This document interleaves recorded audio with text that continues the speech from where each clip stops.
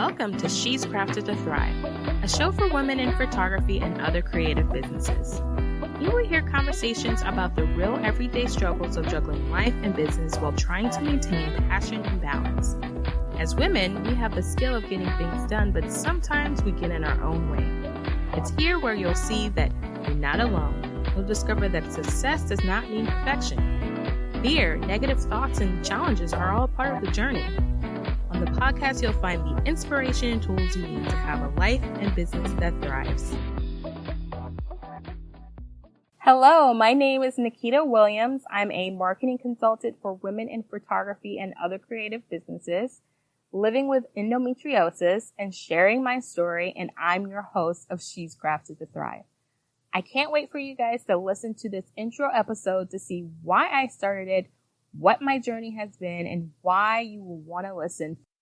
Hi, so I am super excited that I am starting this podcast, She's Crafted to Thrive. So I thought I'd take this first episode to really just share why I started on this journey of a podcast and why I really, in general, just started my business and a little bit about me so you kind of know my background and I'm not so much of a stranger to you.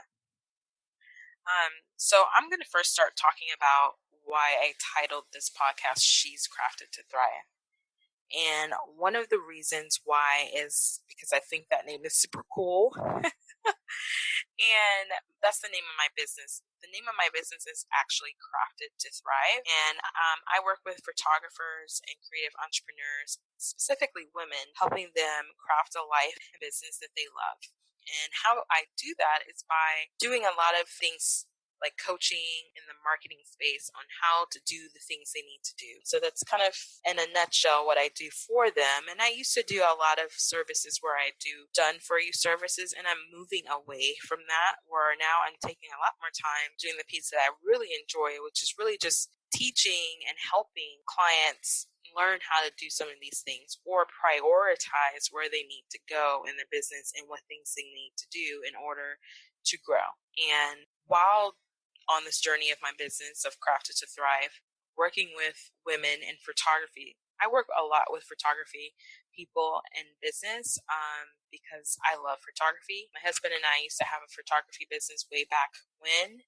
And ever since I was younger, like when I was in my teenage years, like when I was like 15 or something like that, I got introduced into photography. And as one of my first jobs was working with a friend's friend, first I started off selling photography shots of sports, kids in sports. And then I started to learn a little bit about how to shoot some things in photography when it came to kids and sports. And then from that, it kind of just bloomed into this hobby that I love to do. And most of my friends growing up, some way, shape, or form, were into photography as well. So that is kind of why I'm so like drawn to photography, as far as just like, why is that niche so close to me? And I really didn't remember that, guys. Like I thought, like I kind of love photography, and I don't know what happened. I really honestly don't know what happened outside of like my life kind of changed. My husband and I were doing it together as a business,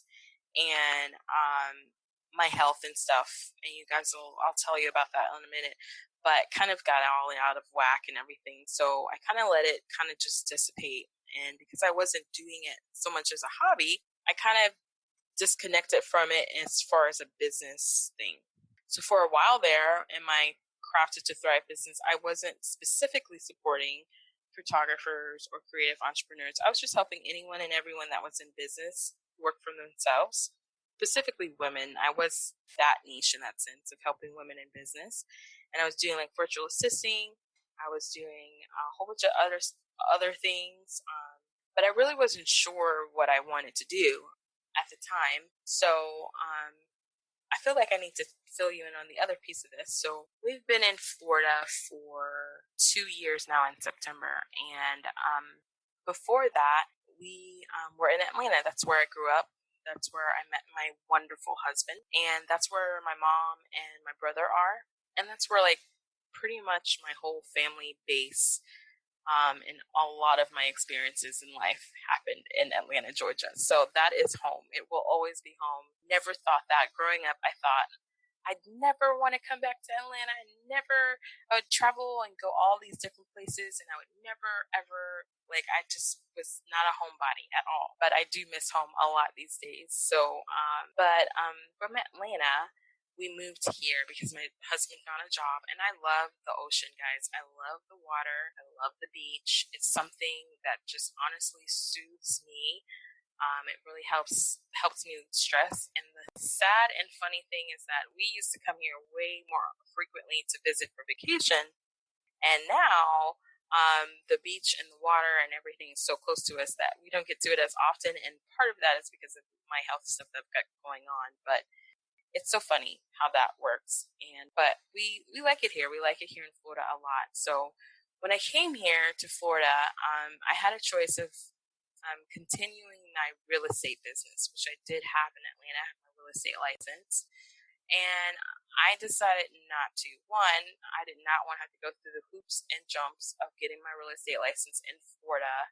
And after looking into it, I just was like, I'm not feeling this. And I'm glad I didn't, because right when we came to Florida, I was able to do some things with my health. I was able to figure out some things and find a great OBGYN doctor who really took care of me and was willing to do a surgery that no one else was willing to do in Atlanta because I was too young. Blase. That's a whole nother episode, which I will do on another one. But if I were trying to do real estate and all that kind of stuff, it would have been crazy. So I was trying to decide what to do with all my experience in life. So I've been a real estate agent. I've been in real estate pretty much since high school. I used to work for a lawyer's office that did closings and stuff like that. So I've always been in real estate. But at the same time as doing those things, I, in some way, shape, or form, have always loved being around creative entrepreneurs or business owners. And throughout my years, I've worked with photographers, I've worked with graphic designers, I've worked with artists, like people create art on a wall with paint, or jewelry makers or candle makers, makers and artists. And I've always loved that. And at one point I was working with a co-working space that I absolutely loved. And I was so privileged and honored to work with this small business that kind of started up. I'm pretty sure that experience set me on to the path of yes, I want to help creative entrepreneurs. I want to help creative businesses. I just had so much fun while helping her in her business in the co-working space. I guess you could say I was the community manager in that area. In that shop, it was called The Work Spot, and I loved it. That was probably one of my best times in life, was working in that place, where I met tons of entrepreneurs and tons of women and so many different things. That was really, really, really cool. And it was just so nice. And at that point, I was also launching my business called One of a Kind Local Market. So I was doing little shows where I would get a handful of creative entrepreneurs, makers, and artists and photographers, and we would do a show. And the space that I was working in, the co-working space, was huge. It was big enough where we could do stuff like that. And the woman that I was working with, or partnering with, her name was Rayanne, and she had allowed me to use that space for that. And oh my gosh, I loved doing those shows. They were probably my best. They were not the most lucrative, but they were a great way for me to meet different people in the community and have different events. And I loved doing that. The only thing I didn't love was the burnout from it, because it was basically planning an event, like a wedding, every month. I was doing it every 3 months, it felt like. And I really did well at it. It was a lot. Let's just say that. It was a lot. So I decided, okay, that's not what I'm going to do. And so I started focusing more on helping those creative entrepreneurs and makers, really in their business. So what that meant for me and for those that I worked with was really helping them decide what to do, to spend time on doing, and how to do those things in a way that was most profitable for them. And I loved it. Loved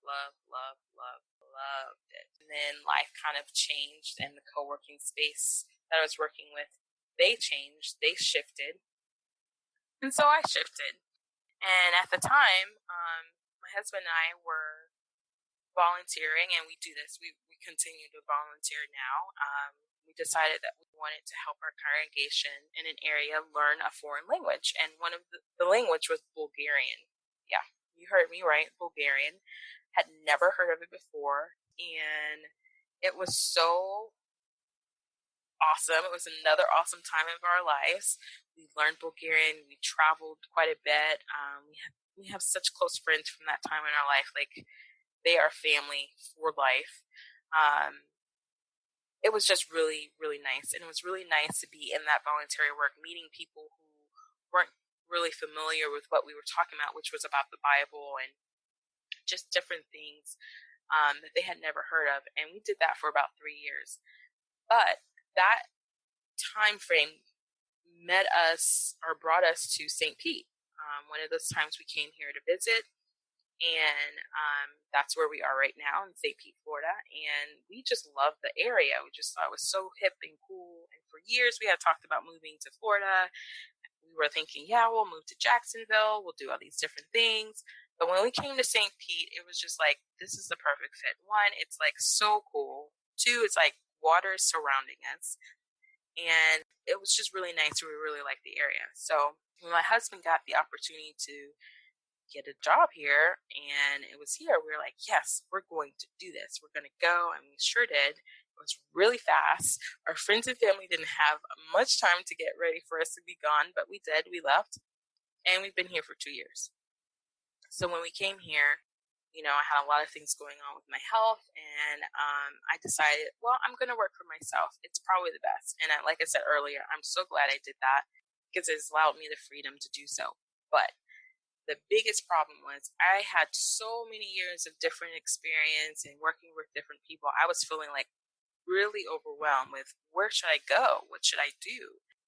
And I found, but I really think that I was helped to find this. Like, this particular person helped me kind of put everything in place that I needed to have or think about and kind of put it into a business. So before, I was just like doing every little thing here or there, and I wasn't really sure exactly for me, which is crazy because I would train and coach other people while, years before how to do this. But for me, I was just really convoluted in my brain.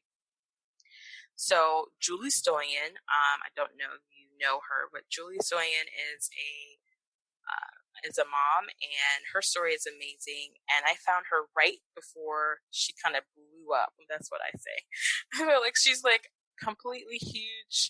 Like, she's huge. She's amazing. Like, she's really an influencer in the space of marketing and all that kind of stuff. But I found her right before I feel like that cusp happened to her business. And her thing was create a lap-type life, and here's how you do it through digital marketing and all these different things that I have been doing for years for other businesses and for other people, and even people that I worked for, I did for. But my brain just hadn't connected the dots on how to translate that into using that to help, like, my own business, like create my own business in that kind of way.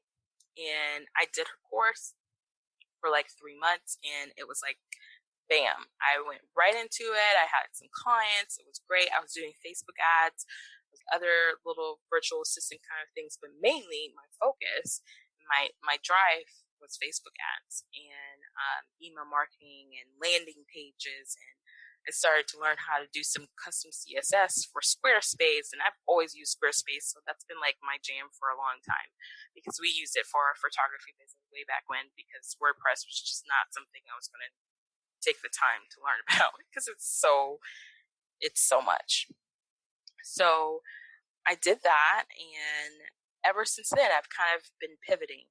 Every now and then I pivot. I feel like I pivot all the time, based on understanding where I needed to be. And I think it was about January. No, it was right before I had my surgery, which was in December of last year.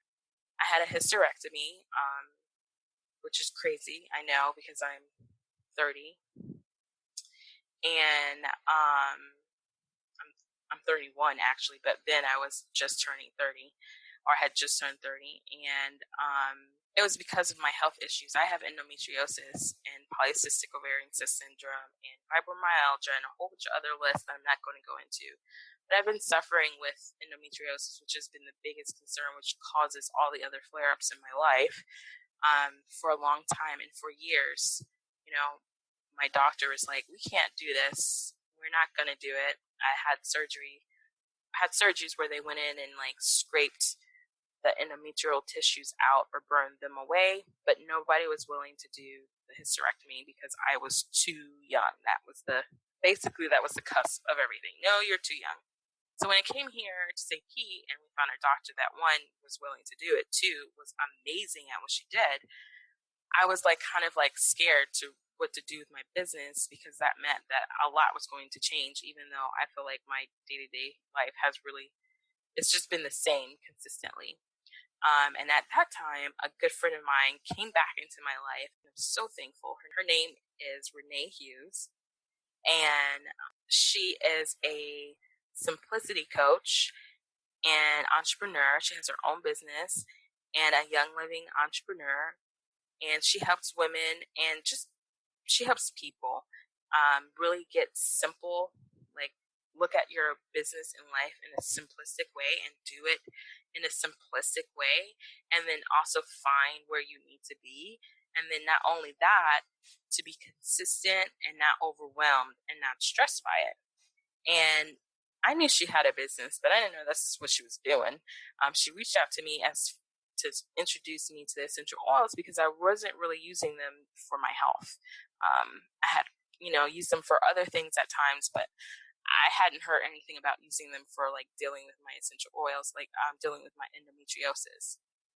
So when I was introduced to it, I was like, yeah, girl, I'll try it. I trust her. She's a great friend. At the same time, I started to learn that she did business coaching, and she was really instrumental in helping me refocus and reconnect with that piece that I was so passionate about, which was working with photographers and creative entrepreneurs. And photography in general. And I was just like, oh, I'm so glad. And that's when my business pivoted quite a bit, actually. I went from just working with anyone and marketing to anyone to really focusing my efforts and my marketing avatar to women in photography. And I love it. I love it. I love it. I love it. Love it. Love it so much because I just love photography. And then I speak to these women and I know why I love photography all over again, and then why they love it. And then to really help them see how to put those pieces together as far as marketing, because it's a different part of their brain, I feel, and it's a different effort and a different thinking about things. So I'm just really grateful that I'm able to help them in this way. So that's a little bit of story about me and my business and why I am here and where I came to this point. And now I have pivoted into doing more coaching and mentoring and showing people how to do stuff. I still do done for you services. I just charge a lot more for that stuff. But that's the piece I love. I love connecting with the women in photography and in creative businesses and helping them just get past the fear, get past the overwhelm, and really focus on what they need to do one piece at a time. And if they don't know how to do it, I'm right there with them along the way, trying to teach them and show them how to do the steps. Because a lot of times they don't have time to do this stuff. Like, they're moms, they have another job, like photography or the creative business is their side hustle, or they may have like a full business and their business is doing well, but they want to grow. And they don't have the time to sit down and focus on all the little pieces. And that's what I'm there for, to one, help them figure out what little pieces to focus on and then how to do those little pieces in a way that's not overwhelming and that's simple. So I love it. I love, love, love it.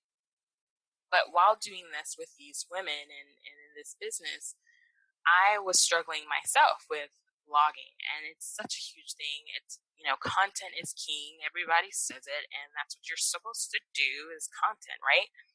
And I hate writing, y'all. Like, that's no joke. I do not like to write. I don't mind writing about my own stuff, but when it comes to business and stuff, it's really hard for me. I'm starting to get better, and because of the way I'm doing it, which I'll share with you in another post about how to get past that I hate writing to, oh, this is not so bad. But while doing that, I had come up with an idea of just really connecting on a more personal level with the women that I talk to. And I started asking people that were following me on Instagram or that I was following in some of the Facebook groups if they would be interested in doing an interview, because I feel like we can all learn from each other's stories and what we all are going through. And we all have tips and tricks and tools that we all could use to help each other. So I started recording these Zoom calls that I had with these ladies. And I love that part. Like, I loved having the time to just like chat with them and talk with them and hear the inflections in their voice when I ask them a question like, what's your passion? Like, why do you love this? What are you doing? What's so difficult for you? Just to hear that emotion. And I just thought, wow, it's amazing. But the piece that I wasn't really connecting with was the writing about, because I wasn't sharing those videos with people. I was writing about that interview with that person. And it just wasn't working for me. It was so hard because I was like, I can't convey the emotion and the feeling behind what I just heard right now from this woman that was amazing. And so I started thinking about the podcast idea and just talking about it with my husband and just researching a lot about it. And I was starting to listen to some, and everybody has their own way of doing podcasts. And I was like, yeah, I like podcasts, but I like a very conversational, laid back. I don't mind the questions back and forth, which is what I do in my podcast. But I wanted to just be more like me, like I would have a conversation with anybody. So, but with some structure.